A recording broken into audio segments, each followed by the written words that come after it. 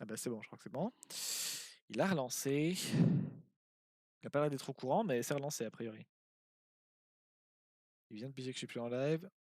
C'est bon, je suis en live. Youpi. On va y arriver. Oui. Merveilleux. Ah bah c'est super. Démarrage de merde comme d'habitude. Je couperai ça pour la VOD parce que ça sert à rien. Ok. Et bah super.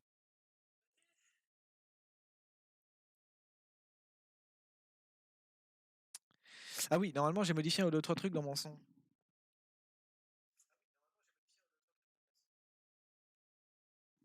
Bon, ça devrait aller. Je pense que c'est un peu mieux qu'avant. Parce que j'avais un son qui faisait vraiment radio, ça me faisait chier, donc j'ai voulu l'enlever. Je vais essayer de le modifier encore. J'espère que je vais pas niquer un truc, ce sera un peu chiant. Hop. Merde, c'est pas ce que je voulais faire. Super.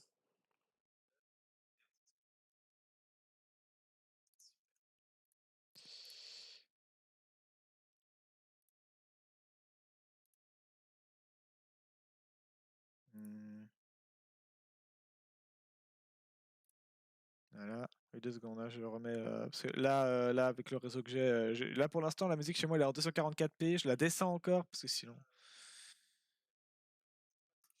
ça va être un petit peu compliqué. Donc, Pro X. Oui, sauf qu'il faut que j'entende le rendu. Là, j'avais modifié le filtre passe haut. Permet aux informations à haute fréquence de traverser le filtre à une fréquence cible et ignore l'audio dont la fréquence est inférieure à la fréquence cible. D'accord. Il peut être utile pour supprimer les bruits à basse fréquence tels que les moteurs de voiture, etc. D'accord. 170. Et si je le mets comme ça,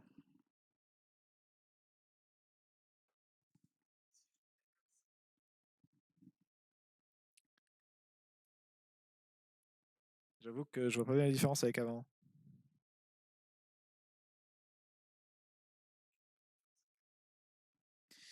Bon, et ben on va le laisser à 170. On va mettre à 175, voilà, compromis. Ça va tout changer. Bref.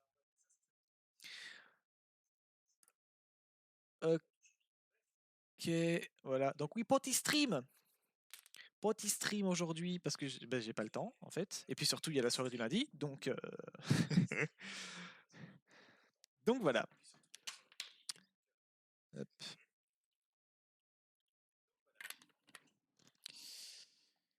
Alors, deux trois nouvelles voilà, des trucs.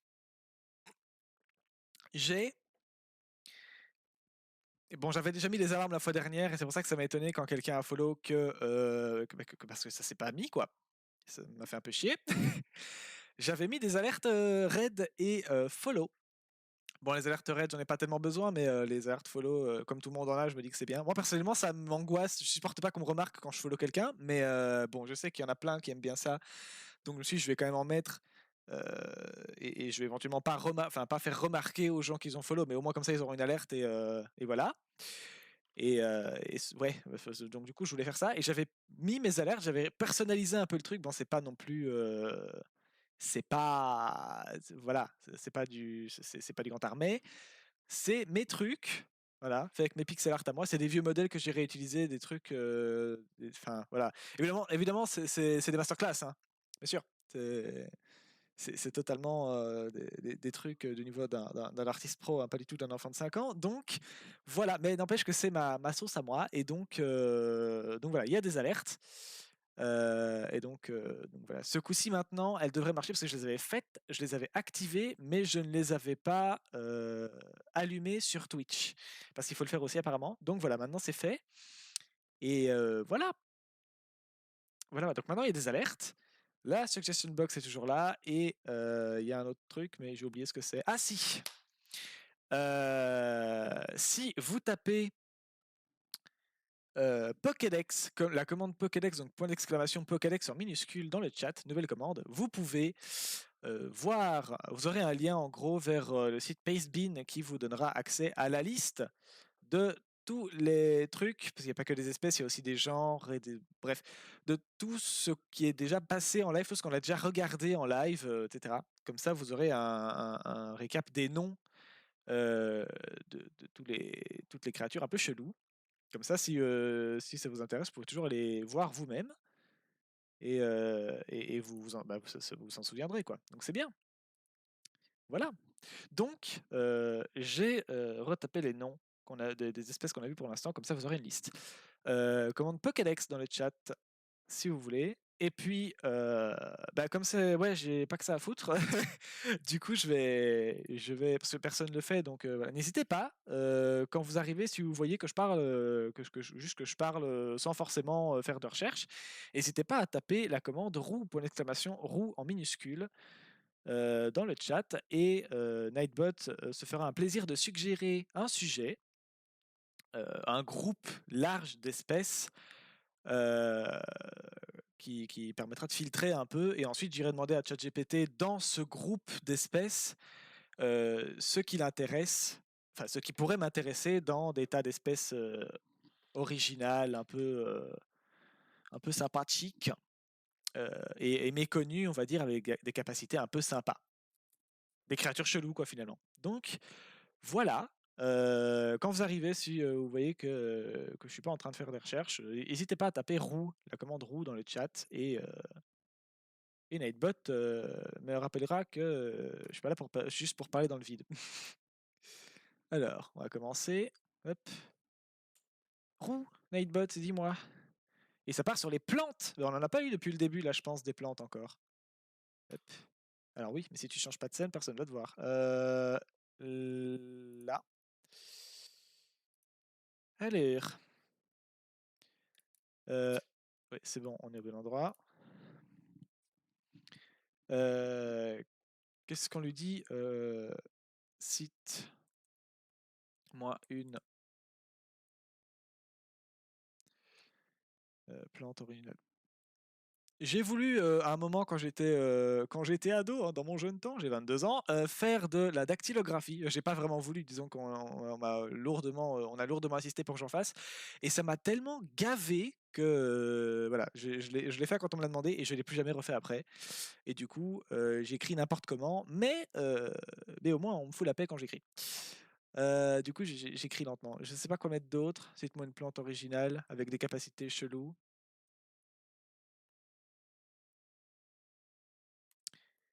Avec des capacités cheloues et... Oui, capacité et tout court, hein. Et peu connues. Ouais, voilà. Vas-y, cite.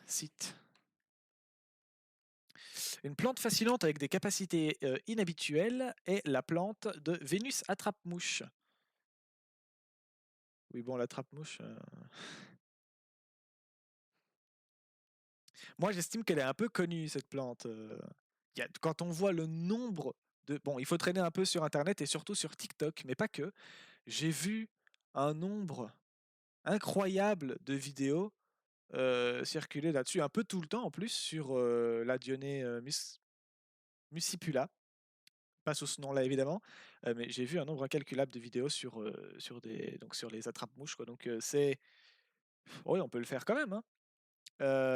Donc, attends, je vais copier le nom. La Vénus attrape-mouche. Il faut savoir qu'il y a pas beaucoup de plantes quand même qui font ce qu'elle fait, donc elle reste intéressante.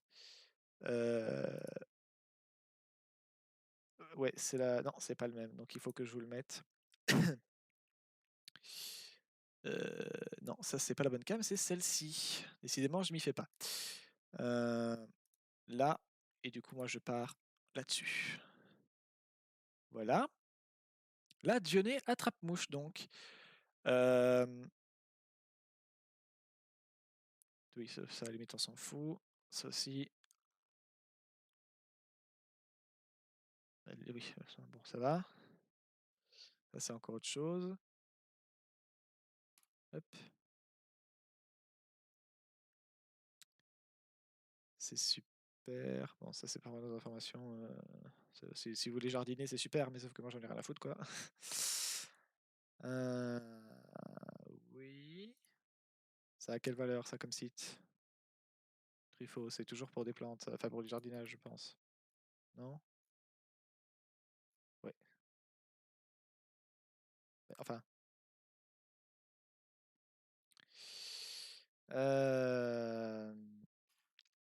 Donc c'est une plante qui fait blie. Elle a des pics. C'est pas vraiment des pics. C'est une plante qui a comme deux pétales qui sont, c'est pas vraiment des pétales, mais imaginez, très très larges, qui sont ouverts. Et dessus, il y a un certain nombre de pics, je crois que c'est 3 ou 4, je sais plus exactement, des espèces de pics, c'est comme des poils sensibles, sensitifs. Et il faut en frôler un certain nombre et ou un certain nombre de fois, même si c'est les mêmes, et la plante va par réflexe se refermer sur elle-même très vite. Alors, les plantes et les vitesses, généralement, ça va pas de pair. Là, si. Bah, donc ce qui est dedans finit clapé, quoi. Et bon, on n'est pas exactement sur une plante de 4 mètres de diamètre, hein, on est plutôt sur un petit truc qui rentre dans un pot, hein, dans ton salon. Donc c'est pas tout de suite qu'on va se faire bouffer par des attrape-mouches, mais donc fatalement, ce truc gobe des mouches. Et puis après, je ne sais plus exactement comment ça se passe, mais ça attend que la mouche bah, déjà meure, et puis ensuite dessèche, et puis ça absorbe le cadavre. C'est très sympa. Donc, j'aimerais bien trouver des informations un peu correctes sur ce truc. Mais ça, c'est pas les bonnes espèces. Ça, c'est pour le jardinage. Plantes carnivores. Infocarnivore.com. Ouais. Ouf, la gueule du site. Allez. La Dionea muscipula. C'est la bonne, ça? Vénus attrape-mouche. Dionea muscipula, c'est ça. C'est bien toi. La Dionée, elle est parfois nommée attrape-mouche, gobe-mouche de Vénus. On reconnaît tout de suite, hein, Vénus, bien sûr. Bien sûr. Ou encore Venus Flytrap en anglais. Quel accent de merde. Son mouvement de fermeture rapide est impressionnant.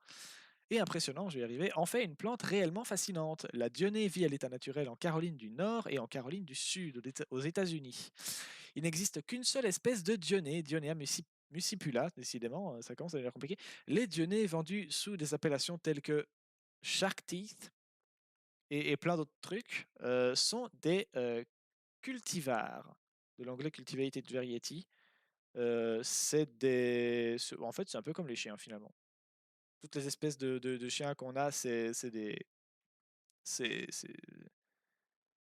c'est des croisements, c'est de l'hybridisme, c'est des cultures, quoi, comme on fait avec tout tout ce qu'on a dans les fermes, et y compris les chiens. Donc oui, c'est des spécimens spécifiques qu'on garde parce qu'ils ont certaines propriétés, et on les garde, on les fait se reproduire, et ainsi de suite, pour obtenir des trucs toujours qui correspondent de mieux en mieux à ce qu'on attend, quoi.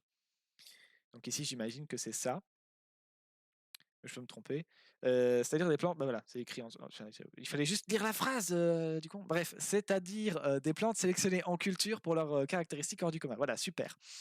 Le piège est constitué par les deux lobes de la feuille transformée qui vont se refermer en un mouvement très rapide. Bah, c'est ce que j'ai dit, hein, voilà, c'est comme un piège à ours. Sauf que là, c'est des mouches. Et que c'est une plante. C'est pas un piège à ours. Mais on va dire que c'est pareil. C'est un piège dit actif dans le mouvement et l'un des plus étonnants du règne végétal. Bah, disons que ça ressemble pas exactement à ce qu'on a l'habitude de voir, quoi, chez les plantes. En général, on s'attend plutôt à ce qu'ils foutent rien de la journée et à ce qu'ils photosynthétisent tout le temps, quoi. D'ailleurs, il y a des plantes qui ne font pas de photosynthèse, hein, sachez-le. Elles se démerdent autrement. Mais il y en a. La fermeture est déclenchée par des poils sensitifs, 6 en général situés sur les faces internes. Dès qu'un insecte touche un des poils, le mécanisme est déclenché, mais le piège ne se referme pas encore. Ça va nécessiter un second contact euh, en touchant le même poil sensitif ou un autre, dans un laps de temps relativement court, la plante se prémunissant ainsi contre des efforts inutiles. Parce que, évidemment, une plante qui fait, qui se. Bah, vous avez déjà vu des plantes se déplacer? Non. Bah, celle-là, quand elle bouge d'une manière aussi rapide que ça demande énormément d'énergie, c'est très violent. Donc, ce truc-là, tu le fais une fois, et puis après, tu fais plus d'efforts pendant un mois, quoi.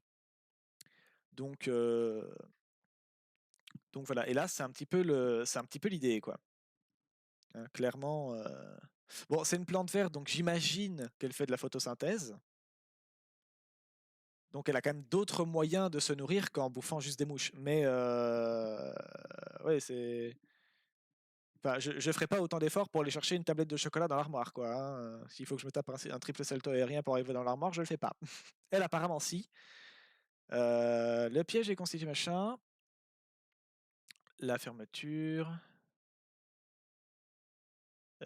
Dans un laps de temps relativement court, la plante se prémunissant ainsi contre les efforts inutiles. Donc voilà, elle évite de se fatiguer à crever pour éventuellement un insecte qui va se barrer.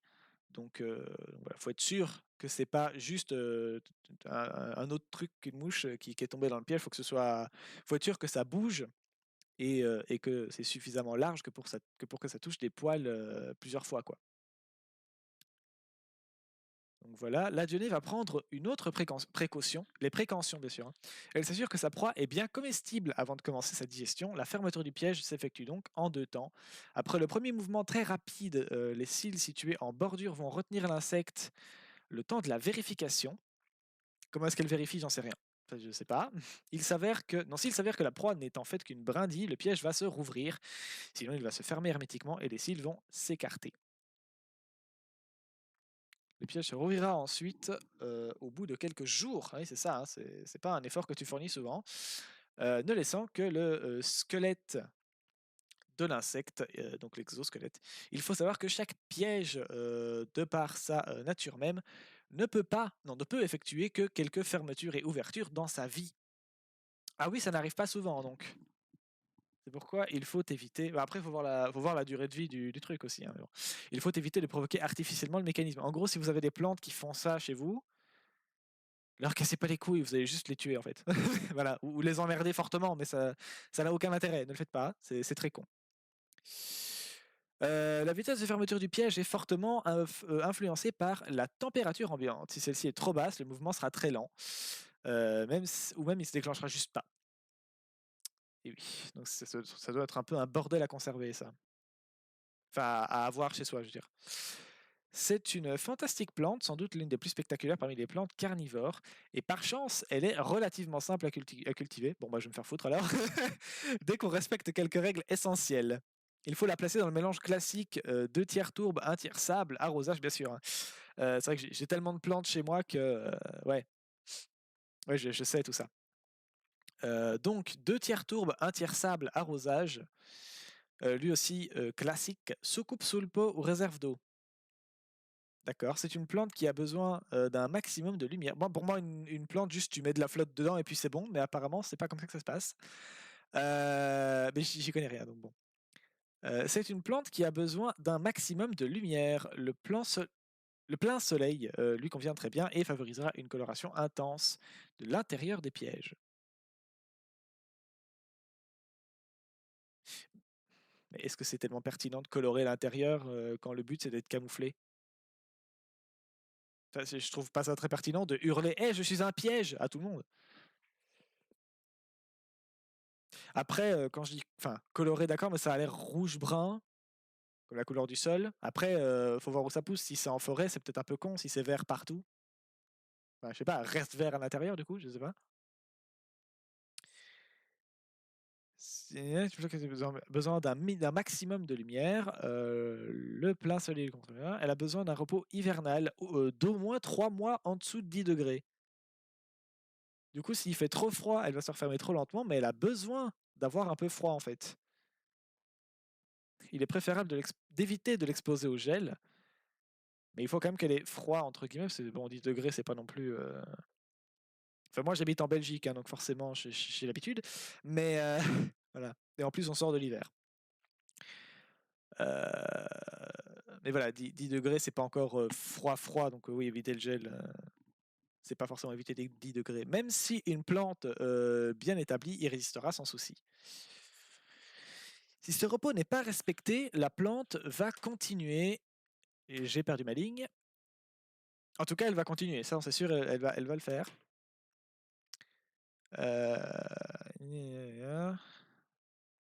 La plante va continuer à pousser, mais va peu à peu s'affaiblir et sera de moins en moins vigoureuse au fil du temps et mourra. Elle va crever de froid, en gros. Voilà. Si vous la laissez pas se reposer en hiver, elle va crever de fatigue, mais si vous la laissez dans un congélateur, elle va crever de froid. Un petit peu casse-couille, hein. De façon régulière, les anciens pièges noircissent et se décomposent pendant que de nouveaux sont en préparation. Ah ça, je savais pas, tiens. Elle perd ses lobes, du coup?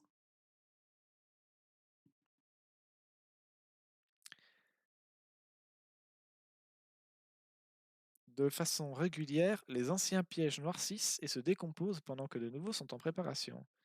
C'est un processus normal de régénération qui ne doit inquiéter que si le noircissement atteint la majorité de la plante ou bien que la croissance est stoppée. Sauf qu'on rappelle que la croissance est stoppée pendant la période d'hivernation. Et là, dans ce cas, il doit suspecter une mauvaise qualité du substrat si toute la plante devient noire, on rappelle, qui provoque un pourrissement du rhizome, partie souterraine de la plante. Il faut alors rempoter au plus vite dans un milieu sain après avoir fait tremper quelques minutes la plante dans un fongicide efficace, mais malheureusement, lorsque les symptômes apparaissent, il est souvent trop tard. D'accord.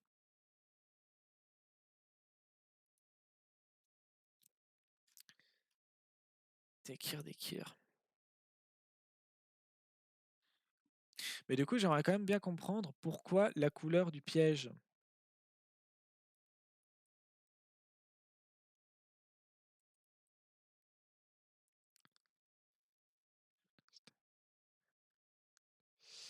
Attiré par la belle couleur des lobes. Ah, donc c'est important d'être coloré en fait. Le but, c'est qu'on soit vu. Et par la douce odeur du nectar de la plante. Je suis pas sûr que les insectes kiffent la couleur de la plante et que c'est pour ça qu'ils se posent dessus, mais d'accord.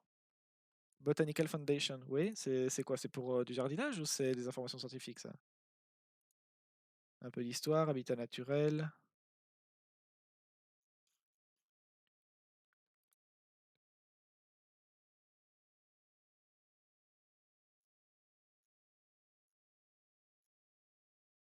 Hmm. Oui, c'est quand même c'est de la enfin, c'est de la botanique. La botanique, c'est de la science. Je veux dire, c'est axé sur le jardinage plus que sur la botanique en elle-même, je pense. Description donc description botanique. La famille des Droseraceae, la Dionée est une petite plante vivace d'environ 10 centimètres, en forme de mâchoire, machin. Bon, ouais, qu'on n'ait pas déjà vu.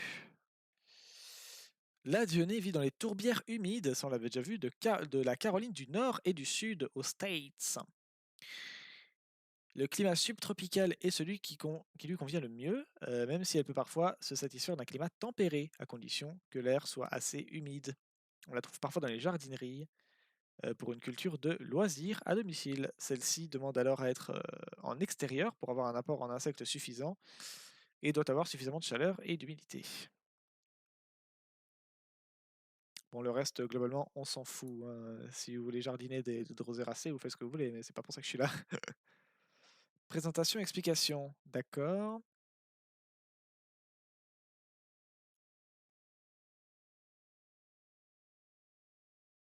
Ça a l'air un peu correct, ça.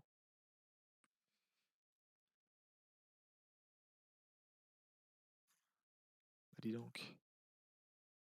Ouais, bon, il y a une boutique.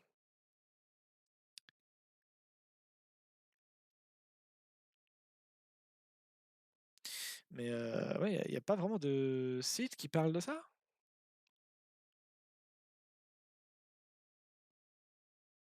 Défi écologique. La Dionée, qui attrape plus vite que son ombre. Bon, d'accord. Qu'est-ce qu'il en dit, Éole? Il est où Éole? Qu'est-ce que j'ai foutu de ce site? Je l'ai mangé. Là.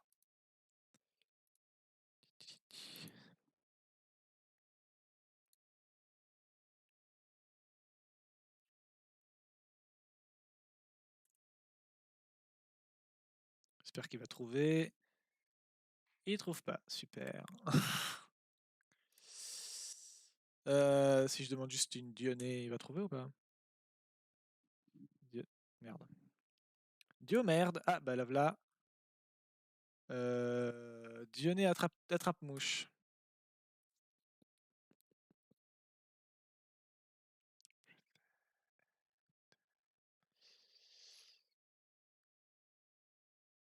Eh? Ah d'accord, ok. Ah ouais. Donc en gros, là, on a un graphique qui montre les prédateurs, les concurrents et les proies par rapport à la plante donc, qui nous intéresse, qui est celle-là. Et vous voyez pas ma souris, tant pis. Mais bon, la photo au milieu, là, c'est la Dionée, c'est la plante qu'on cherche. Non, ça c'est pas ça, c'est ça, voilà. Hop. Donc cette plante-là, qui va donc bouffer... j'avoue que ça bouffe des scarabées, ce truc. Mangé par Dionée attrape-tu... Ah oui, l'attrape-tu-mouche bouffe pas que des mouches, en fait. Hein. Bon, oui, mais je m'attendais pas à ce qu'elle s'enfile. Les scarabées, c'est énorme. La vache. Évidemment, on les montre en train de baiser. Super. Ok. Bah donc la Dionée attrape-tu-mouche bouffe des scarabées japonais, mais enfin des scarabées quand même. Et je sais pas. Concurrent de la Dionée attrape-tu-mouche, l'Arilus cristatus. J'ai pas la moindre idée de ce que c'est. Il y en a plein. Tout ça, c'est des concurrents? Ah oui, tout ça, c'est des concurrents. Ah ouais. Bah, du coup, forcément des araignées, des piou-piou, là. Logique. Et ça, c'est toujours des concurrents. C'est bizarre qu'on ait... qu'on ait que le scarabée japonais. Ça bouffe pas que le scarabée japonais, la Dionée attrape-mouche. Ça fait pas sens.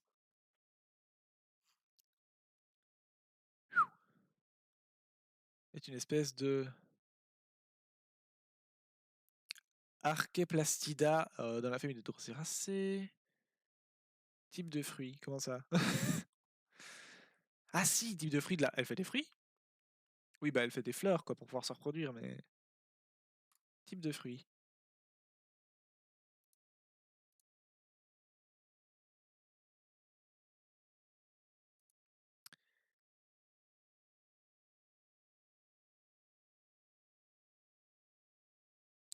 Je sais pas trop comment me débrouiller avec ce truc-là. S'attaque à des scarabées, c'est ça. Mais sauf que là, on la voit en train de bouffer un truc qui a rien à voir avec un scarabée, donc j'avoue que. Et qui ressemble pas à une mouche non plus. En tout cas, ça mange des insectes, ça on est sûr, mais le reste. Any substance applied to the surface of material that binds them together and resists separation. D'accord.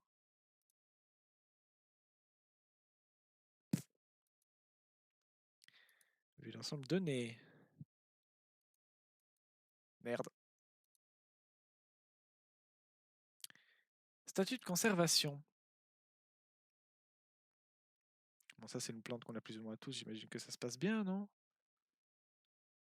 Nom scientifique, source de la description. Et all records.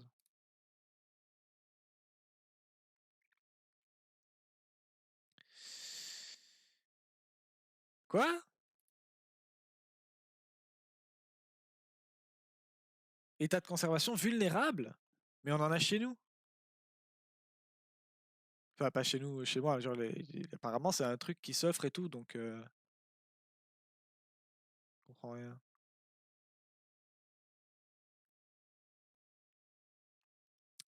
Je comprends rien à comment lire leur site, ça m'énerve un peu. État de conservation.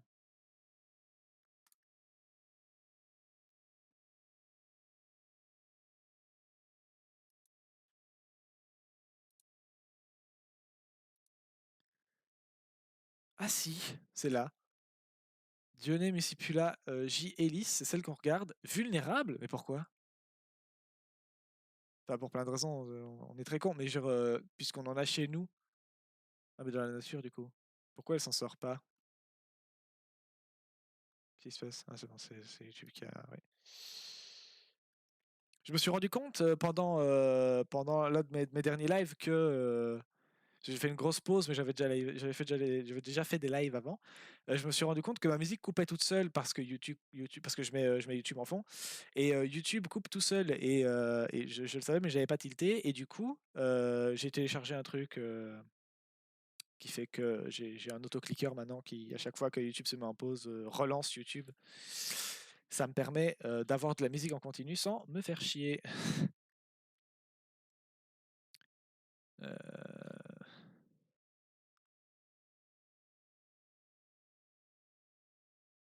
Bah, du coup, j'aimerais quand même comprendre.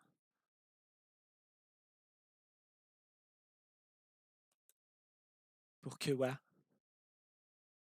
En été, machin, oui, non, mais d'accord, oui, forcément, j'ai mis conservation tout court. Comme les gens pensent qu'au jardinage, du coup, bah, ils s'en foutent un peu. Savoir que la plante va pas bien. Bon, bah, on va chercher sur Wikipédia. Hein. Découverte, répartition, description, alimentation, fonctionnement du piège, on a déjà vu. Cultivar, c'est les variétés spéciales. Cycle de vie. Dans la nature, elles sont confrontées à des étés chauds jusqu'à environ 35 degrés et des hivers plutôt rudes jusqu'à -10. Ah oui, sauf qu'on peut pas les. Si elles gèlent, elles meurent. Comme la plupart des organismes sur Terre, mais je veux dire, elles gèlent facilement, je crois. Bah, c'est des plantes, quoi. Son cycle de vie est donc calqué sur les conditions environnementales. Les arrosages doivent être fortement diminués en hiver, ils doivent juste maintenir le substrat humide, car la plante ralentit très fortement sa croissance et peut même l'arrêter si les conditions trop mauvaises. Doit être rempoté. Le stress d'hiver est important pour la plante car il permet également d'induire la floraison de la reprise normale des soins. Donc il est bien question de fleurs. Lien externe.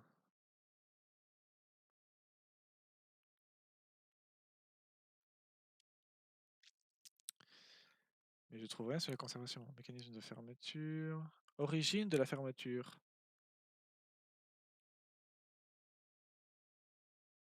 Comment ça?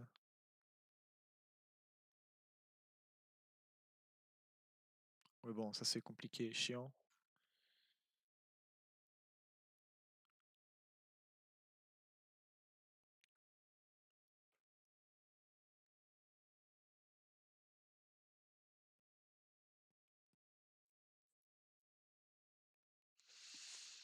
Ouais.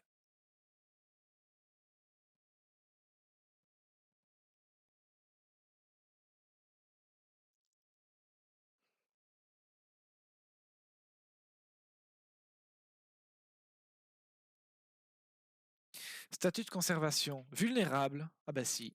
Et pourquoi? On est dans le premier grade de menacé. Sinon c'est une préoccupation mineure. Et en dessous, ça devient chaud. Donc effectivement, la plante est vulnérable. Donc. Pourtant, c'est un truc que moi je trouve assez connu. Et apparemment, c'est très commercialisé. Donc c'est bizarre que la plante en chie. Mais ça me dit pas plus pourquoi ça passe pas. Mais comment garder une plante carnivore en hiver, je m'en fous. Plante rustique, non.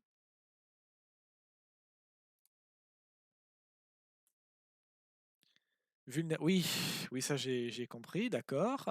Elle est vulnérable, d'accord, super. Mais ça me dit pas pourquoi. Bon, je vais demander à ChatGPT de me filer des pistes parce que je trouve pas.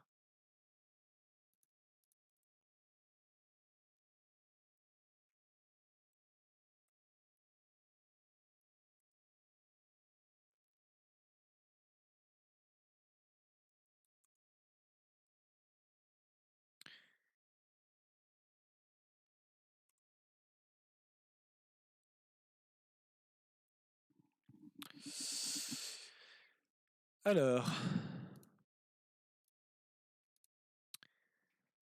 Oula, une plante fascinante. Oui, j'ai compris. Cette plante. Mais il l'a pas envoyé. Ah, mais il galère encore là? Il est toujours en train? Eh bah putain. Allez, super. Nickel.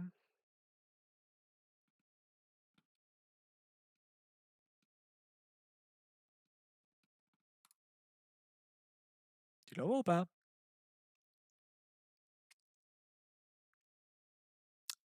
Merde. Ah ouais, mais là c'est le réseau, ça va être compliqué.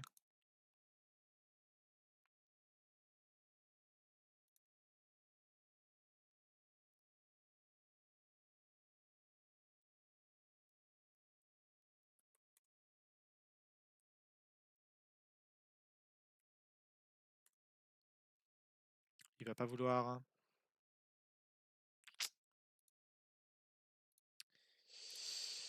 Merde.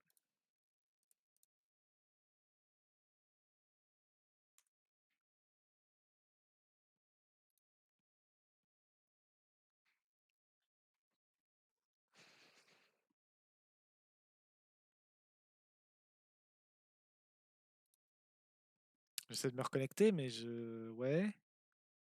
Il n'a pas l'air trop d'accord.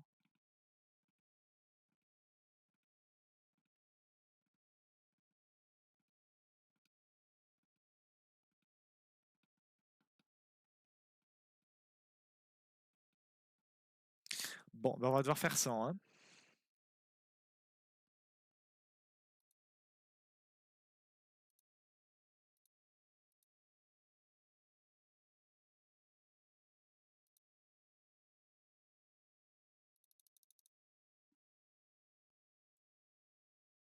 Bon.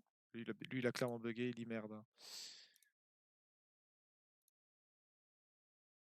Mais il cherche toujours mes pages, c'est ça Enfin, je comprends pas. Pourquoi? Pourquoi tu m'emmerdes?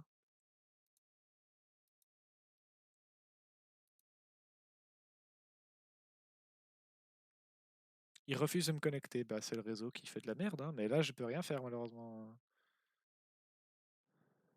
Non, ça, c'est autre chose.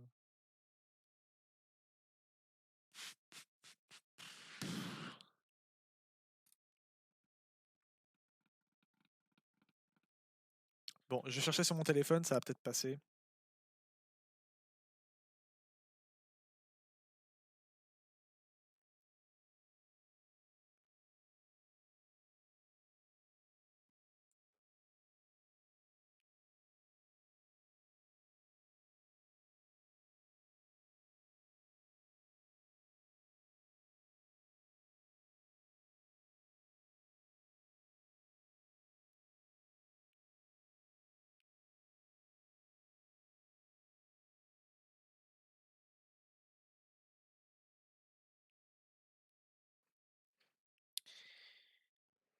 Plus communément appelée la plante carnivore Dionée attrape-mouche, elle est classée comme vulnérable en raison de la dégradation de son habitat naturel, de la collecte illégale et de la destruction des populations sauvages.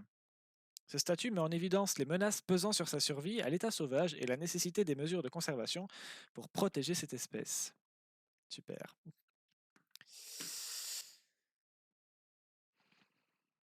Donc en fait, on la commercialise énormément, mais en fait, on l'arrache surtout à son environnement et en plus, on défonce les forêts. Donc c'est super.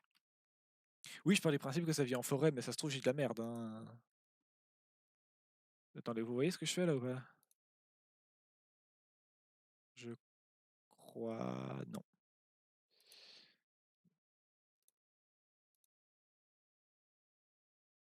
Mais en même temps, c'est parce que je le fais pas au bon endroit, donc logique. Là. Ici. Et donc moi, ce que je voulais, c'était... J'ai oublié. Ah oui, habitat. Donc on a déjà vu les tourbières, d'accord, mais... La Dionée vit dans les tourbières humides de la Caroline du Nord. Climat subtropical, ça on a déjà vu, d'accord, mais ça ressemble à quoi du coup?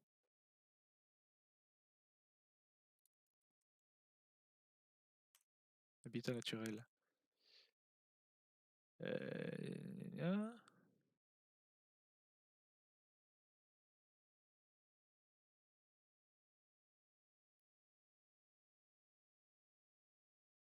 Bon, si je note, enfin, si j'écris sauvage,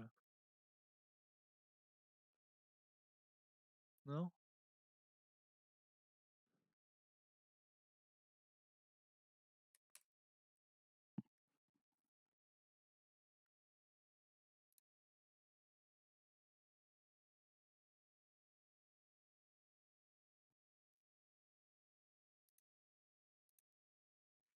Mhm.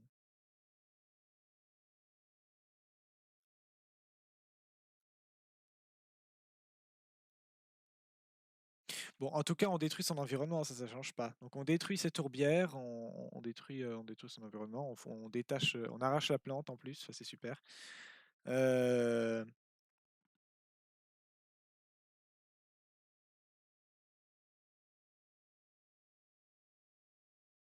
De la collecte illégale donc c'est ça, c'est la collecte illégale, donc on l'arrache à son habitat. Je rappelle que les animaux vivent, enfin les animaux, les espèces, c'est pas les mêmes, bref, toutes les espèces respectent un équilibre très fragile dans la nature et si on les enlève de leur habitat, c'est pas juste elles que ça dérange, hein, c'est les espèces qui en dépendent aussi.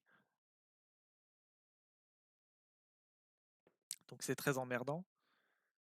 Euh, Et de la destruction des populations sauvages. Ouais.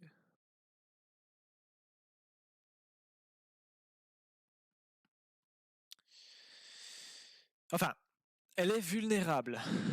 Elle n'est pas encore trop dans la merde. J'ai pas gardé l'onglet? Non. Ah, j'ai pas noté la Saiga. Ah oui, il y a 2-3 trucs, il va falloir que je note parce que j'ai dérivé. Il va falloir que je renote 2-3 trucs dans ma liste, elle n'est pas complète encore. Rapport à la commande Pokédex. Je vous rappelle que si vous voulez noter, si vous voulez la liste des espèces qui ont été vues, du nom des espèces et des groupes d'espèces qui ont été vues en live, vous pouvez taper la commande non, la commande Pokédex, point d'exclamation Pokédex en minuscule et sans accent, et vous aurez la liste incomplète pour l'instant, mais je la compléterai après, de toutes les espèces qui ont été vues en live. Voilà. Mm. Oula, j'ai Chrome qui commence à bugger. Je pense que le live va pas encore durer très longtemps. Je dis ça, je dis rien. Là, j'ai Chrome qui commence à. Voilà, ça commence à devenir. Il fatigue un peu, hein, ça fatigue. Donc, ouais, ça devient compliqué. Donc, on disait, donc c'est une plante vulnérable, mais juste vulnérable. On va dire qu'elle s'en sort. Bon, ça commence à sentir un peu la merde, mais ça va encore.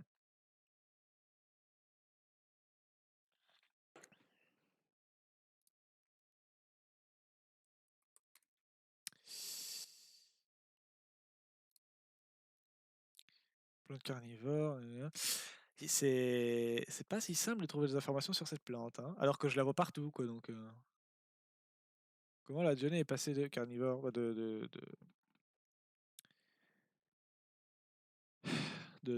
plantes classiques qui fait de la photosynthèse à carnivore, j'imagine.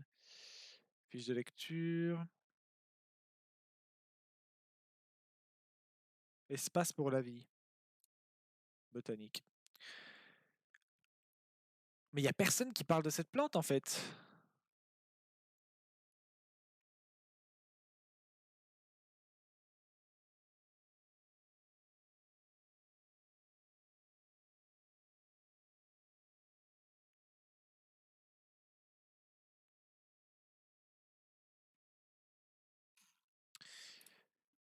Protection. Ah, j'ai Chrome qui merde encore. Ah, c'est bon.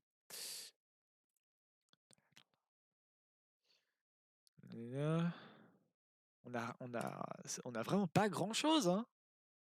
Défi écologique. Oui, mais non, ça c'est pour vendre leur merde encore, je pense. Non?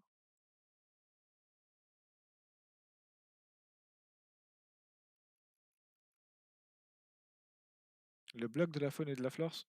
Non, de la flore. Non, de la faune et de la flore, je sais lire. Sous tous les angles. Chlorophyllia. En fait, ça a l'air bien. Pourquoi je suis pas resté là-dessus? Non, mais tais-toi, toi. Attrape-moi si tu veux. Tu peux. Darwin, etc. Ah oui, on a des trucs un peu bien foutus là-dessus. Ouais, on n'a rien sur son statut de conservation. Désolé, je vous fais de la gerbe, hein, je pense, mais.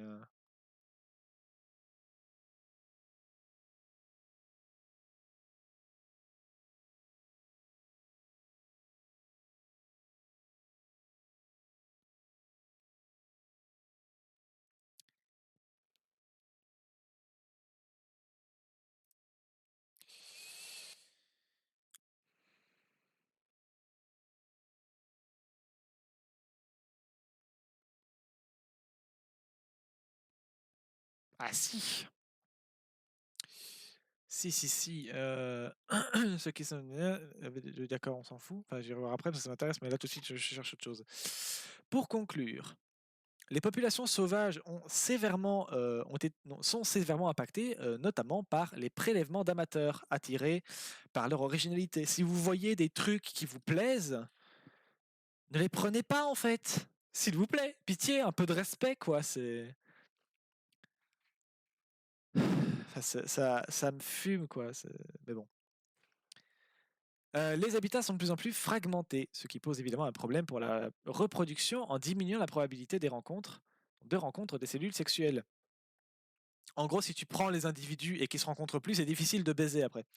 D'autres comportements les mettent en danger. Le drainage de plus en plus systématique des zones humides impulsées par les velléités, quel joli mot de construction, ou la sécheresse.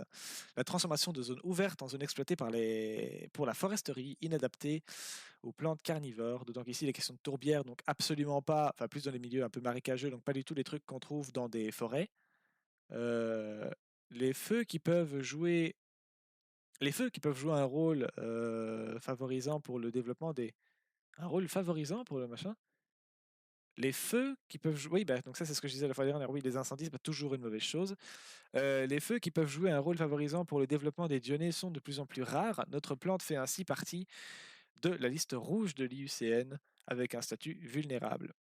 Il est donc plus important que jamais de ne pas prélever d'espèces sur le terrain si un doute existe sur leur statut, ou de s'interroger sur la provenance des plantes que nous pourrions acheter dans une jardinerie ici. Il serait tellement dommageable que les dionnées, emblèmes des plantes carnivores, n'existent plus dans notre imaginaire ou dans les jeux vidéo, comme dans Super Mario Bros, la célèbre plante piranha étant inspirée évidemment des dionnées. Et oui. Faites gaffe à ce que vous achetez, où vous l'achetez, particulièrement quand il s'agit d'êtres vivants, pas seulement avec des animaux, pas seulement quand vous allez acheter des poissons, pas seulement quand vous allez acheter chercher un chat ou quoi. Les plantes, ça reste des individus, des organismes vivants, les gars, considérez-les enfin, c'est des êtres vivants, quoi, s'il vous plaît. On en a besoin et on peut pas juste décider que sous prétexte que c'est joli, on les tape dans le salon, quoi. Foutez-leur la paix, non? Voilà, il faut vraiment être responsable jusque dans sa déco intérieure en fait. Ça me paraît dingue que ce soit pas acquis. Surtout encore une fois, pour moi, c'est vraiment une plante qui est visible partout. Je la vois beaucoup sur Internet, pas seulement sur TikTok, hein. Je vois beaucoup de gens qui en parlent, beaucoup de fans de plantes qui ont l'habitude justement de parler de celle-là. Et j'avoue que j'aurais pas cru qu'elle est dans la merde en fait, qu'elle a un statut de conservation classé vulnérable. J'aurais pas cru. Je me disais que c'était une plante qui se portait bien, quoi. Et pas du tout en fait. Elle est pas non plus menacée d'extinction encore, hein, mais bon, elle est menacée, quoi. Donc, on a vu des espèces qui a quasiment frôlé l'extinction. On n'est pas encore à ce stade-là, mais voilà, quoi. Il faut se responsabiliser quant à notre consommation et utilisation de tous les types d'êtres vivants qui sont autour de nous, quoi.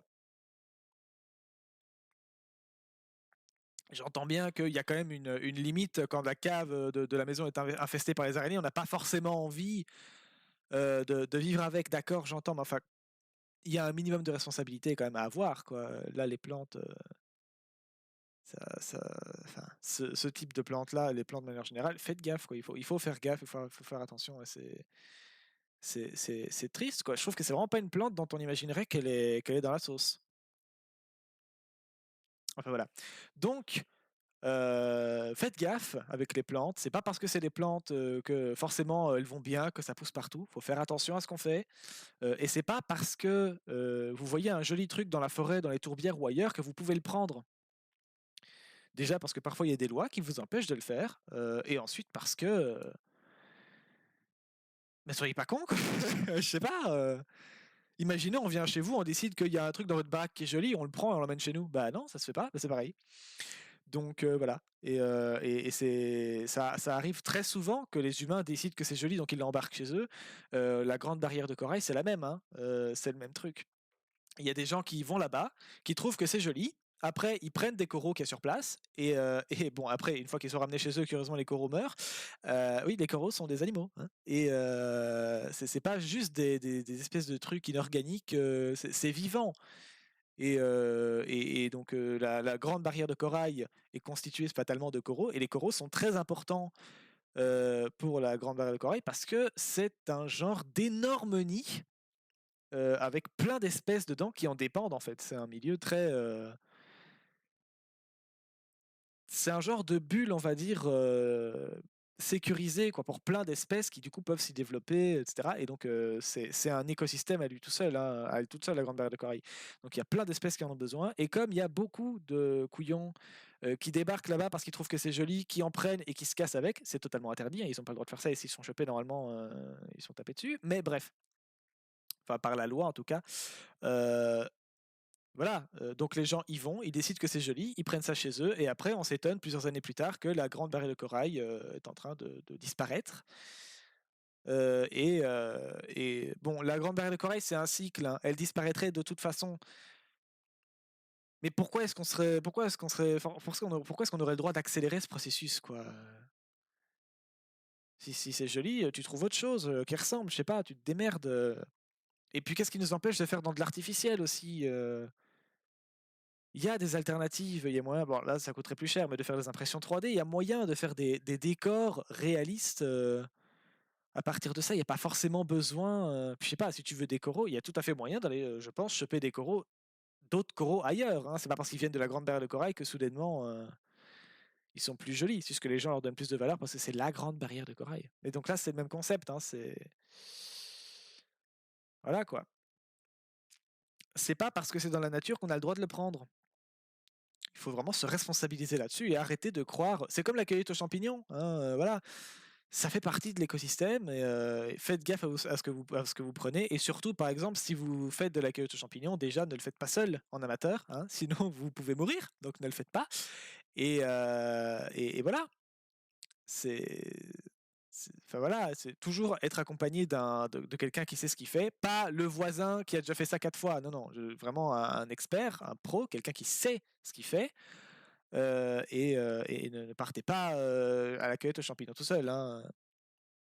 Et alors surtout, si c'est juste pour le plaisir de partir à la cueillette, bah, cueillez pas, promenez-vous du coup. Je sais pas, quel intérêt de prendre les trucs si c'est pour pas les bouffer. Donc, bref, il faut se responsabiliser dans la façon qu'on a de traiter le vivant, et pas seulement ce que nous on considère être vivant parce qu'on le voit, parce qu'on a des chats, des chiens, parce qu'on a l'habitude, parce que ça fait du bruit, parce que ça grogne, parce que voilà.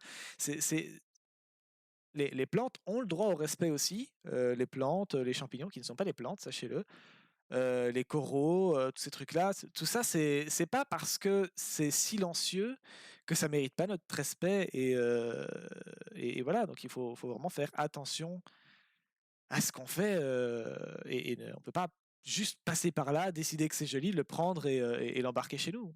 On n'a pas le droit de faire ça. Mais bon, donc voilà, euh, il faut se responsabiliser.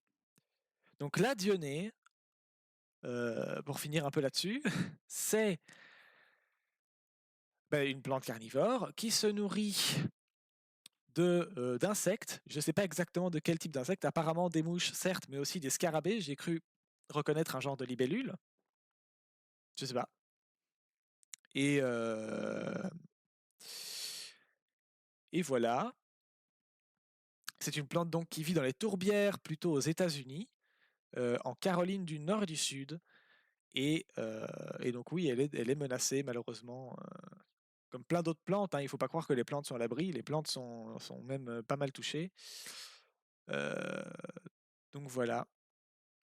Et oui, je voulais savoir, ça c'est écrit sur le site plus loin, enfin plus haut du coup, non plus loin.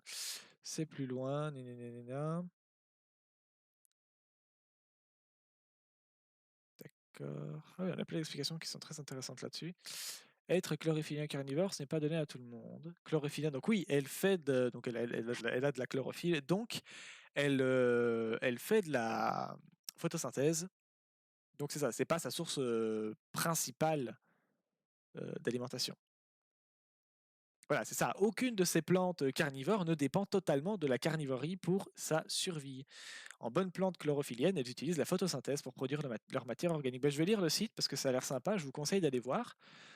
C'est blog défi écologique. Le site, si vous tapez défi écologique, vous trouverez tout de suite.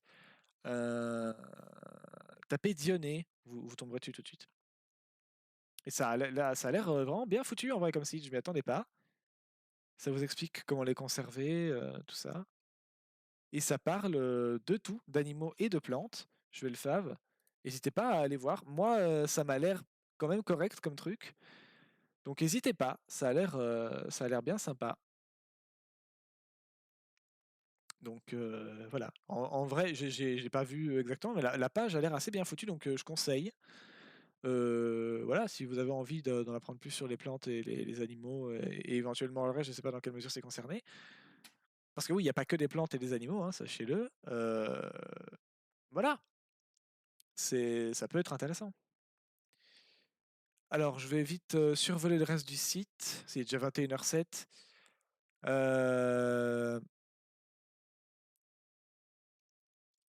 On m'a déjà fait machin. Voilà, alors.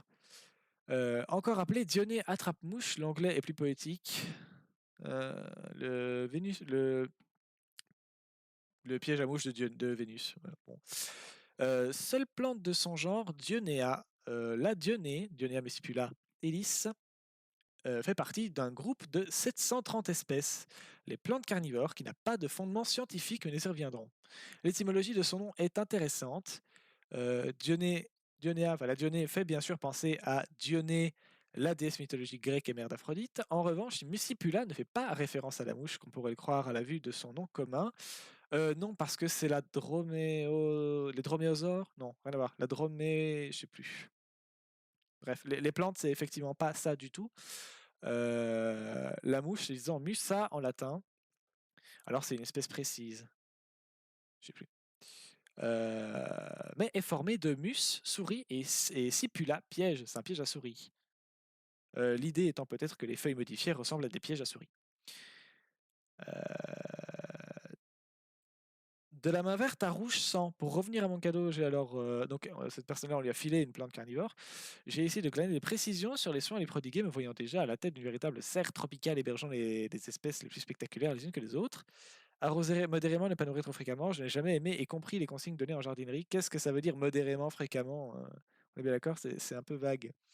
Peut-être que c'est ça, avoir la main verte. Mais ce n'est pas ainsi que marche la nature. Je voulais qu'on me donne une notion précise et malheureusement c'est comme ça que ça marche. Ainsi, comme beaucoup de personnes à qui on offre une plante carnivore, j'ai voulu la voir au plus vite attraper sa première proie et l'observer, la digérer. Et comme beaucoup de ces mêmes personnes, j'ai pas vraiment été capable de la garder en vie très longtemps. C'est un vrai regret navré de partager avec vous mes traumatismes de jeunesse. Être chlorophylien et carnivore, ce n'est pas donné à tout le monde. Avant de présenter un peu plus en détail cette belle espèce, quelques mots sur ces fameuses carnivores. C'est un groupe polyphylétique, c'est-à-dire un groupe contenant des espèces excluant leurs ancêtres communs.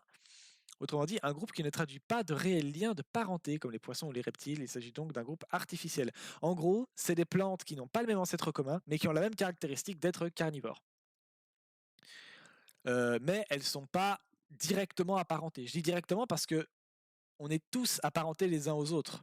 Dans votre ADN, vous avez une partie très significative, genre plus de 90% de votre ADN, en commun avec la mouche et plein d'autres espèces, parce qu'on a un ancêtre commun. Lucas, Last Universal Common Ancestor, qui voilà,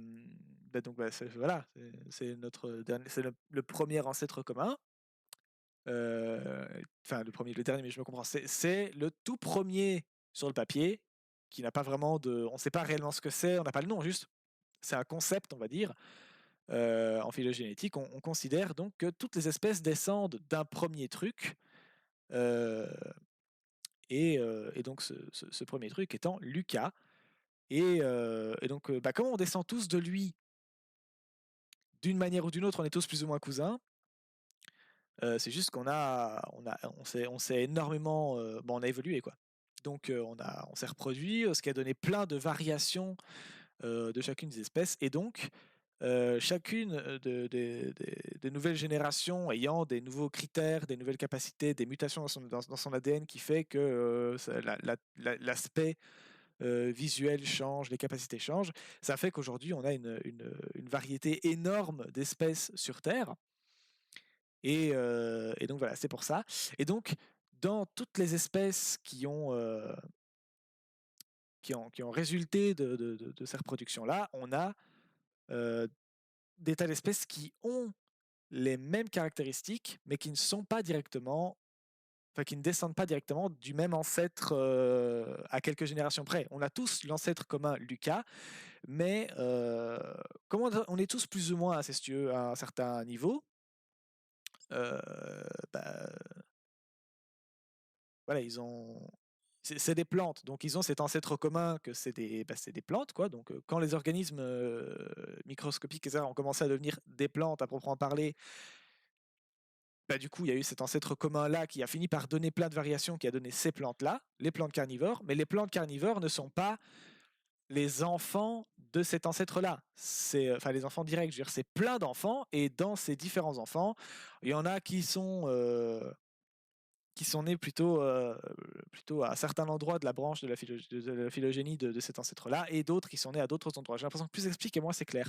Mais en gros, ils n'ont pas de parents directs.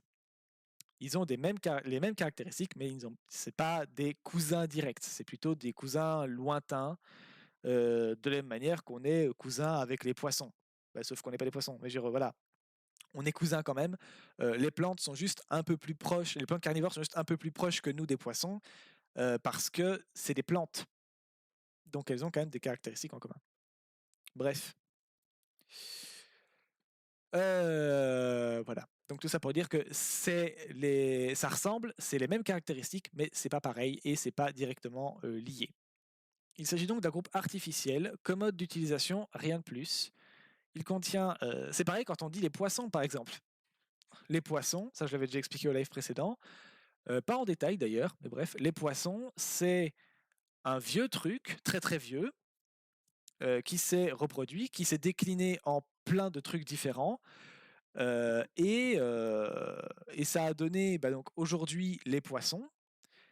Si vous voulez briller un repas de famille, dites globalement que les poissons c'est les téléostéens et des actinoptérygiens. Ils comprendront rien, mais vous brillerez. Et, et voilà. Donc, mais par contre, bien avant l'apparition, on va dire, de l'espèce des poissons, il y avait ce qu'on appelle, je ne sais plus comment ça s'appelle, donc on ne va pas l'appeler, mais voilà, il y avait un autre truc qui était donc un ancêtre encore plus lointain, qui s'est scindé en plein de trucs.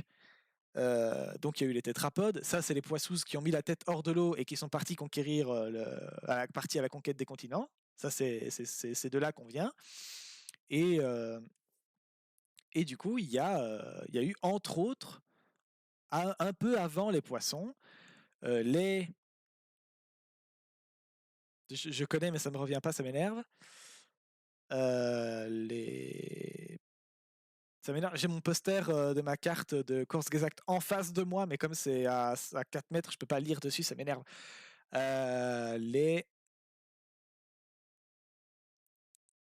Merde, je sais plus. Bref, donc autre chose, les chondrichtiens. Ça y est, je l'ai.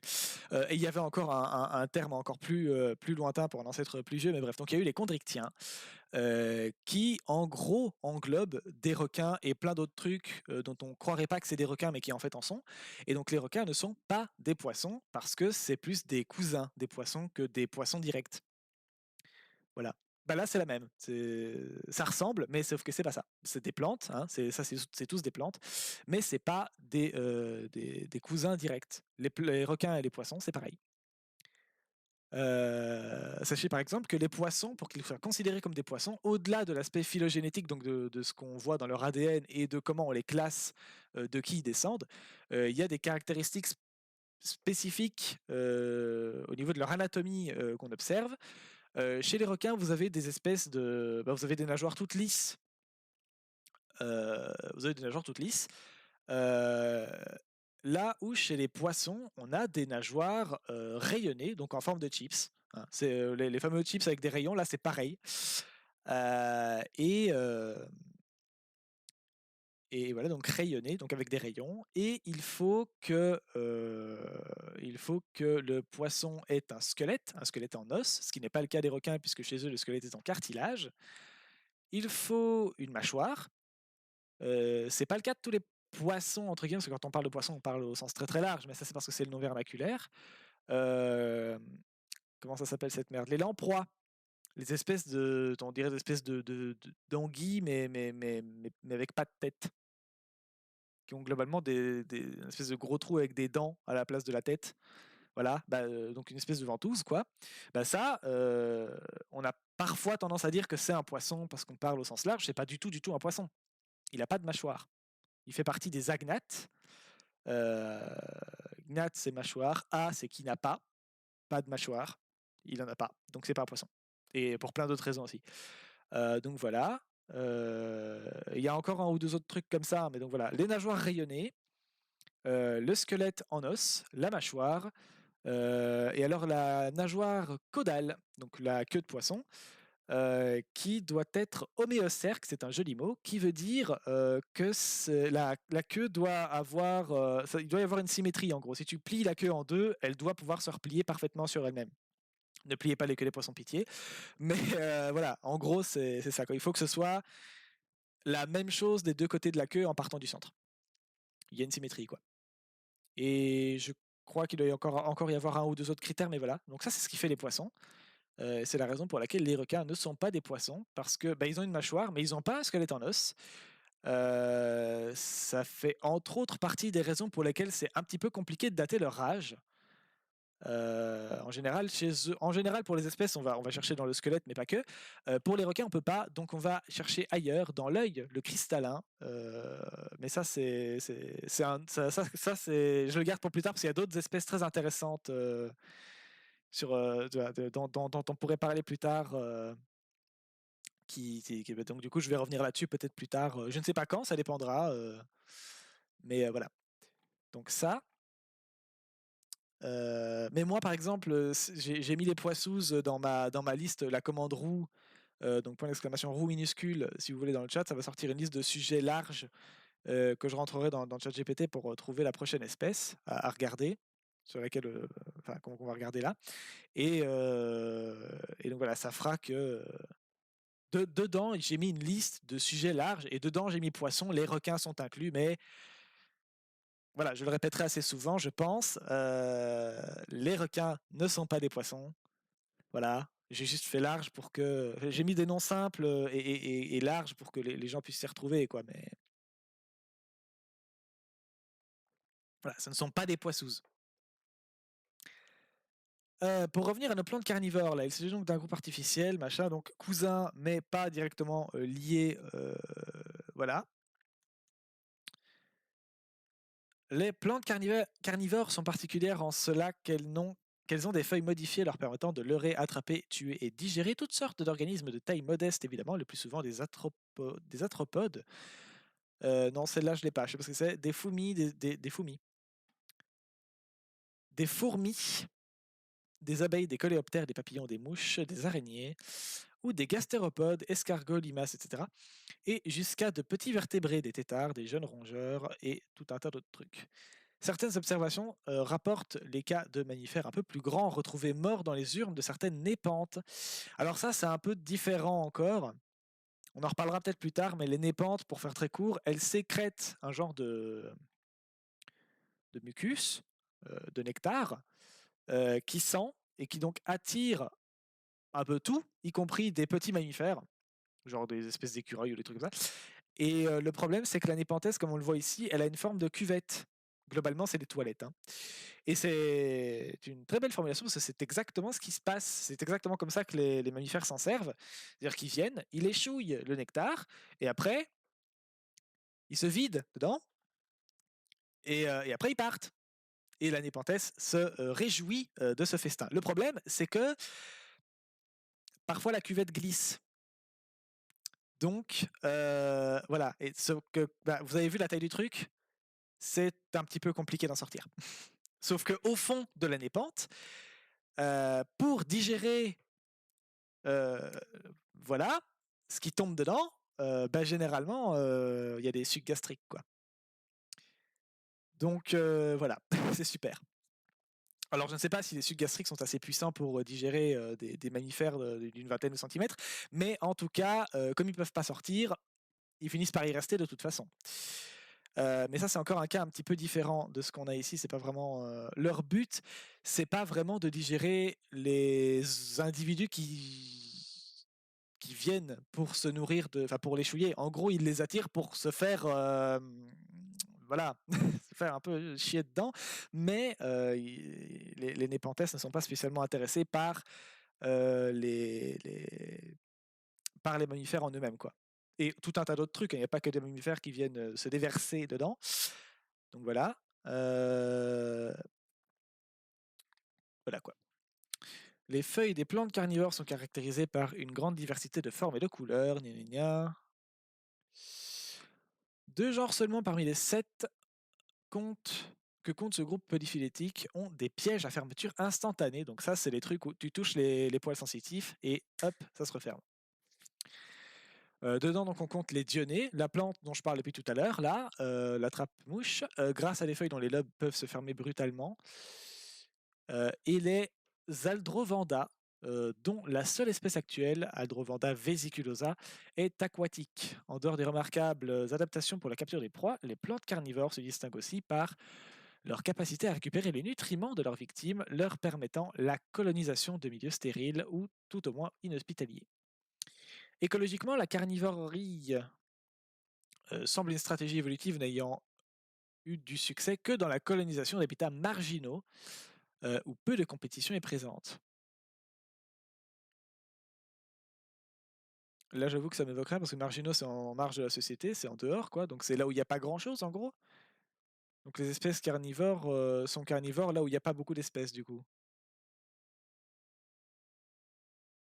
Et pourquoi spécialement là? Puisqu'on rappelle que ce sont des plantes chlorophylliennes, donc elles font de la photosynthèse. Donc elles n'ont pas spécialement besoin de ça. Je sais pas. Voilà, c'est réécrit ici. Aucune de ces plantes ne dépend totalement de la carnivorie, euh, car en bonne plante chlorophyllienne, elles utilisent la photosynthèse pour produire leur matière organique. Donc elles n'en ont pas tellement besoin. Du coup, j'ai peut-être pas compris un truc.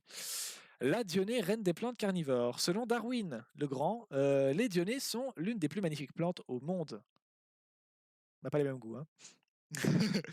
Pourtant, si le lien est clair aujourd'hui entre les feuilles transformées en mâchoires et la carnivorie, il n'en a pas toujours été ainsi. Les dionées se rencontrent presque uniquement aux États-Unis et plus précisément sur la côte Est, en Caroline du Nord et du Sud, sur des sols pauvres ou acides comme les tourbières ou les marais. C'est une plante à croissance lente, herbacée et vivace qui prend la forme d'une rosette compacte de feuilles qui émergent d'un rhizome.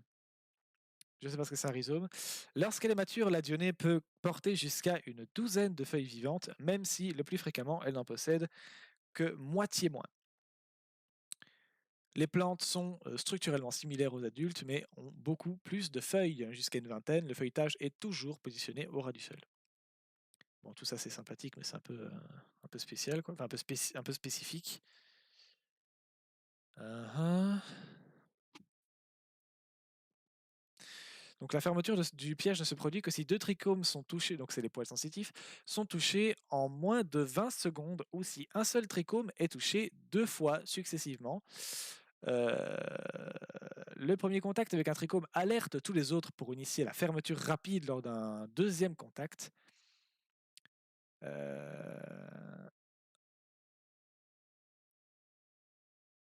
Oula, c'est de la chimie, au secours.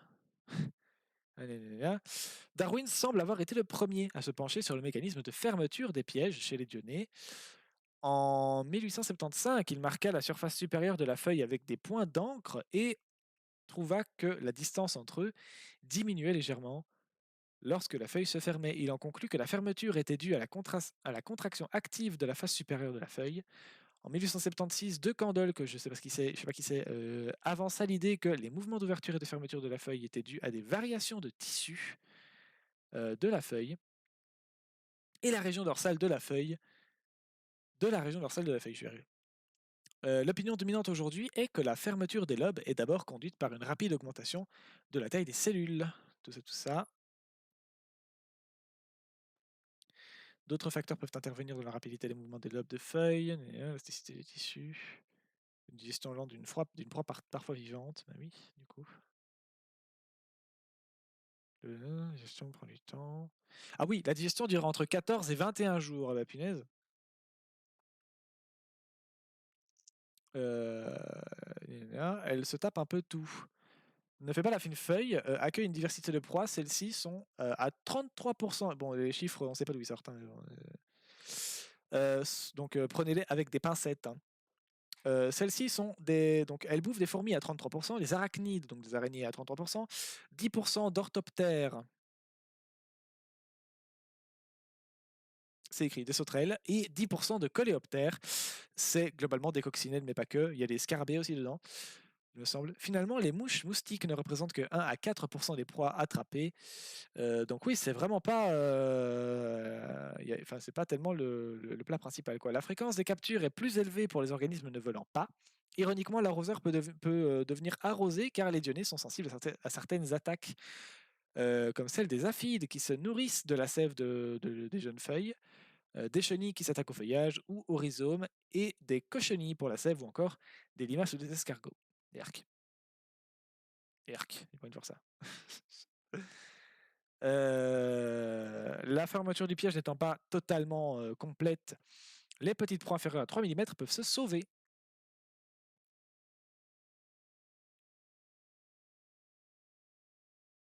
Le site a l'air très sympa quand même, donc je vous invite à aller voir. Ça s'appelle Défi écologique, et la plante qu'on cherche là, c'est la Dionée, Dionaea. Voilà. N'hésitez pas à aller voir, c'est très sympathique. Ça a l'air bien foutu en plus, donc c'est très sympa. Et moi, je pense que je vais m'arrêter là. J'avais prévu d'essayer de faire 2 espèces, mais là, j'avoue que, enfin, de sujets, quoi. Mais j'avoue que, bon, je suis crevé, et 2, il est 9h30, donc voilà. Je pense que je vais m'arrêter là. Donc voilà, vous retrouverez la VOD dans la collection que je sais plus comment elle s'appelle, la collection à la rencontre de l'étrange. Voilà, n'hésitez pas à aller voir. Et je vous rappelle donc que si vous avez des suggestions quant à la façon dont je tiens mon live, qui est pour l'instant au mieux hasardeuse, voilà, n'hésitez pas à aller dans la suggestion box dans le chat. C'est l'icône en bas à droite, en haut à droite, orange avec une boîte de vote, quoi. Vous pourrez me laisser des suggestions sur que je fais quoi en live, qu'est-ce que je fais. On m'a déjà proposé de faire des quiz. Très bonne idée, j'ai gardé ça. Je vais essayer de faire des petits trucs. Ce ne sera pas des gros quiz, ce sera vraiment des questions très générales sur des espèces que j'aime bien et que je connais. Mais voilà, n'hésitez pas si vous avez des suggestions. Ce sera peut-être retenu si ça me plaît. Ça devrait m'être envoyé sur mon adresse mail ou un truc comme ça, je sais plus, je l'avais lu. Mais donc voilà, je devrais le voir. Et puis voilà, n'hésitez pas à voir, venir voir d'autres lives si ça vous intéresse, parce que globalement, c'est le programme principal, hein, c'est de montrer des tas d'espèces un peu. Bon, là pour le coup, je trouve qu'on n'est pas tellement dans le domaine du méconnu, mais voilà, on a déjà fait des espèces un peu spéciales comme le numbat hier. Donc n'hésitez pas à venir voir. Je suis pas pro dans l'animation d'un stream, on est d'accord, mais voilà, moi ce qui m'intéresse perso, c'est de montrer un peu des espèces cheloues aux gens. Et voilà, c'est ça que je veux montrer, ça que je veux présenter. Donc si ça vous intéresse, les espèces un peu bizarres, avec des capacités un peu cheloues, voilà, n'hésitez pas. Voilà, n'hésitez pas, j'ai rien de plus à dire. Voilà. Et je vais donc modifier mes listes pour les compléter un peu, bah, déjà avec ce qu'on a fait aujourd'hui, donc avec la Dionée, la trappe-mouche, et rajouter les 2-3 autres espèces que j'ai oubliées parce que je les ai pas notées dans ChatGPT, donc voilà. Donc voilà, je rappelle le concept ici. On peut entrer la commande roue dans le chat pour que Nightbot me propose un sujet aléatoirement parmi une liste de sujets. et après je demande à ChatGPT une liste, enfin une espèce, un peu originale, avec des capacités spéciales et généralement méconnues, sur laquelle je fais des recherches après pour approfondir. ChatGPT me sert de d'outil, on va dire, c'est un raccourci quoi, pour pas avoir à chercher pendant des heures, dans le vide, une espèce qui m'intéresse ou quoi. C'est vraiment, je fais le travail de recherche en live, avec les gens éventuellement, donc voilà. ChatGPT n'est pas suffisamment fiable pour pouvoir juste avaler tout ce qu'il vous dit. Ne le faites pas.